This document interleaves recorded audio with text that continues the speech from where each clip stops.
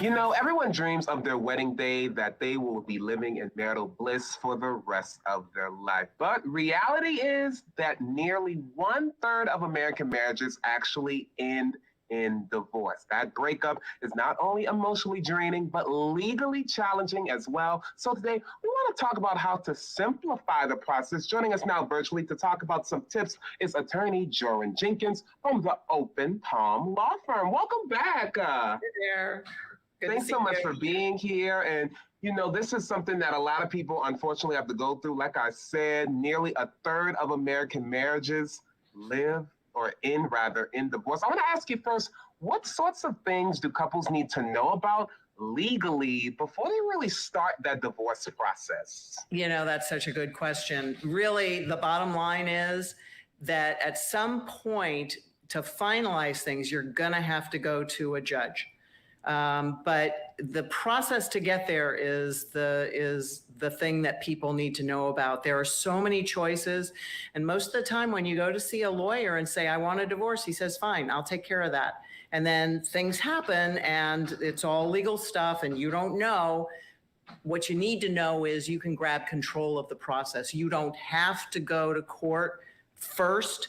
You can mediate, you can chat, you can talk at the kitchen table, you can do all kinds of things.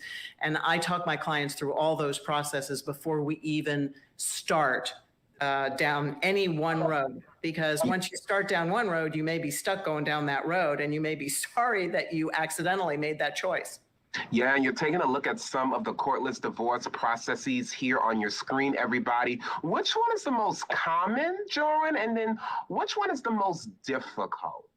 So probably the most common is the kitchen table divorce. Many people, because they don't have a lot of money, because they don't have any choices, because they feel they have no choices, they just sit down at the kitchen table, they look it up online. We all have Google now, we can check these things, and you find out that there's paperwork out there that you can complete, and if you do it yourself, then you can get divorced yourself, and then you just pay a filing fee, which in some cases can be $500. It can be pretty expensive, just the filing fee. But the most difficult, the most expensive is to go litigation. The Perry Mason divorce, if you will, going to court and having that knockdown, drag out fight that I talk about in my book, War or Peace. War being going to court, peace being let's just work things out ourselves and we can make this work. And, you know, I want to show everybody the costs as well, because like you mentioned, some of these different ones can be very expensive. Let's say $200,000. Oh, my goodness.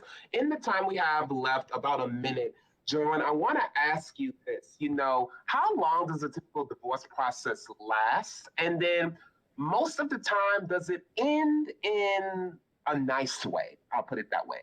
Well, most of the time it ends in a settlement. I wouldn't necessarily call it a nice, because you can settle on the courthouse steps.